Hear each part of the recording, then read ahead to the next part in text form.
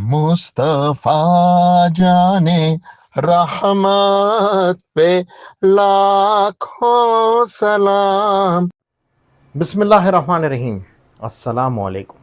इस्लाम दुश्मनों ने हमेशा बाहर से हमले किए। वो भेस बदल बदल कर आते हैं, कभी तौहीद के नारे में छुप कर, कभी शरीयत के लिबादे में।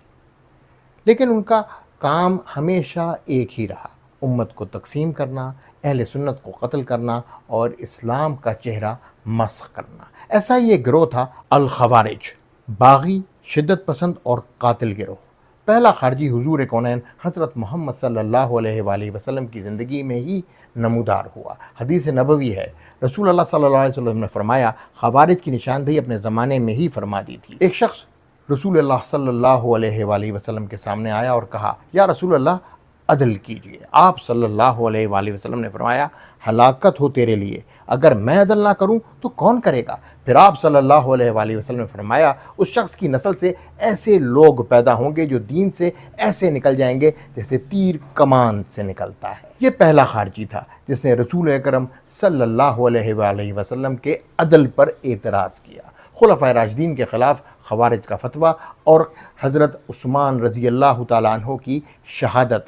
खवारिज की फ़िक्री जड़ें वो बागी गिरोह थे जिन्होंने मदीने का मुहासरा किया और खलीफा सोम हज़रत उस्मान गनी रज़ी अल्लाह तआला अन्हु को शहीद किया। उनके कातिल यही फितना परस्त लोग थे जो अहले बैत और सहाबा दोनों को गुमराह कहकर कुफ्र के फतवे देते थे। खवारिज ने हज़रत अली रज़ी अल्लाह तआला अन्हु की खिलाफत पर भी एतराज़ किया और हज़रत अली को काफिर कहा। उन्होंने अलग ग्रोह बनाया, नारा था ला हुक्म इल्लाह, यानी अल्लाह के सिवा किसी का हुक्म नहीं। हज़रत अली करमल्लाहु वजहहु ने फरमाया, ये कलमा हक़ है मगर इससे मुराद बातिल है। फिर जंग नहरवान में खवारिज की अक्सरियत को हज़रत अली करमल्लाहु वजहहु ने ख़त्म किया, लेकिन फितना ना मरा। हज़रत अली करमल्लाहु वजहहु को शहीद करने वाला कौन था? एक खारजी अब्दुर्रहमान बिन मलजम। इस फितने ने हज़रत अली जैसे इमाम को मस्जिद में शहीद किया और नारा लगाया, हुक्म अल्लाह का है ना कि अली का। नाउज़ुबिल्लाह।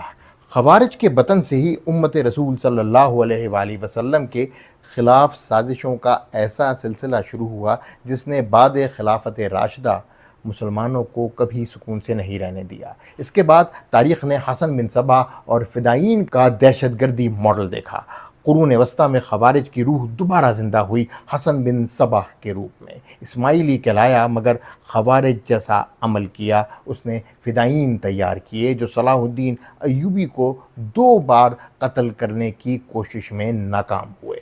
ये पहला बाज़ाब्ता स्लीपर सेल सिस्टम था जिसका मकसद मुस्लिम क़यादत को कत्ल करना था।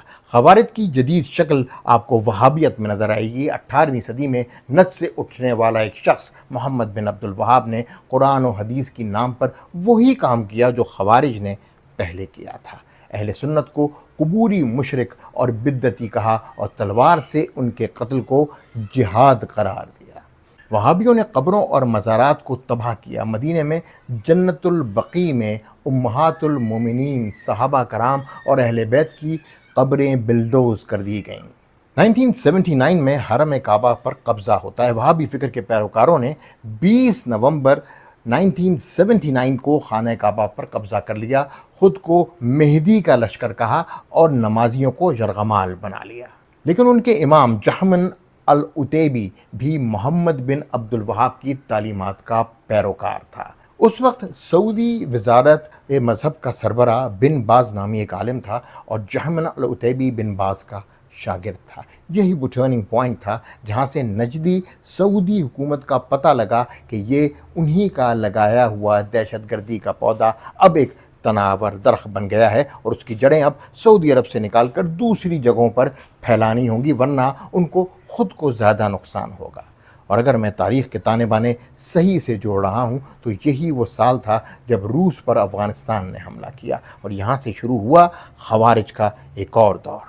अलकायदा, दाइश, TTP, बोको हराम। खवारिज ने हर दौर में नए चेहरे, नए नाम इख्तियार किए। अलकायदा हो या दाइश, तहरीक तालिबान पाकिस्तान TTP हो या सोमालिया की बोको हराम, ये सब एक ही फ़िक्र का प्रचार करते हैं, हम ही मुसलमान, बाकी सब काफिर। اور یوں سلسلہ شروع ہوا اولیاء کرام کے مزارات پر خود کش حملوں کا۔ اب وہابیت نے ایک اور روپ دھارا۔ کوئی اسلامی دنیا کو دہشت گردی کی آگ میں جھونک دیا گیا۔ عراق سے لے کر افغانستان تک، انڈونیشیا سے لے کر ترکی تک اور مصر سے لے کر شام تک دہشت گردی کی آگ پھیلا دی گئی۔ ان وہابی خوارج نے پاکستان میں ہر اس دستگاہ پر خودکش حملہ کیا جہاں اہل سنت کا روحانی مرکز موجود تھا۔ داتا دربار، عبداللہ شاہ غازی، رحمان بابا، بابا فرید گنج شکر، سیون شریف، بری امام، یہ وہی کام ہے جو آل سعود نے جنت البقیع اور جنت معلیٰ میں کیا۔ ہمیں اس سے کیا سبق حاصل کرنا ہے؟ اہل سنت کے لیے کیا پیغام ہے؟ اب وقت آ گیا ہے کہ ہم اہل سنت جو چھوٹے چھوٹے فقہی اور مسلکی مسائل میں الجھ کر بڑھ چکے ہیں اکٹھے ہو جائیں اور خوارج کے خلاف ایک متحدہ علمی محاذ بنائیں۔ خوارج کو دلیل سے شکست دو، اتحاد سے ختم کرو اور اہل سنت کا پرچم بلند کرو۔ اعلیٰ حضرت کا پیغام وحدت اہل سنت کے لیے بہت ضروری ہے۔ خوارج کی تلواریں کبھی مسجد میں حضرت علی کو کاٹتی ہے، کبھی داتا دربار میں زائرین کو شہید کرتی ہے، کبھی شام و عراق میں بچوں کو، مگر نظریہ ایک ہی ہے: کفر کا فتویٰ اور خون بہانے کی اجازت۔ ہمیں پہچاننا ہے کہ یہ نعرے لگانے والے آخر ہیں کون، اور ہر تحریکی جھنڈا دین کا علم نہیں ہوتا۔ جنگ نہروان سے لے کر داعش TTP تک کی کہانی سنانے کا ایک مقصد تھا کہ اہل سنت کے علماء کو یہ بتایا جا سکے کہ آج یہی موقع ہے کہ شاید پھر تاریخ ہمیں دوبارہ معاف نہیں کر سکے گی۔ اس وہابی نظریے کو جڑ سے اکھاڑ کے پھینکنا ہوگا۔ صلح کلیت وہابیوں، دیوبندیوں، قادیانیوں کے ساتھ اسلام کے اوپر ایک اور وار ہے۔ انسنی باتیں، جواد رضا خان۔ مصطفیٰ جانے رحمت پہ لاکھوں سلام۔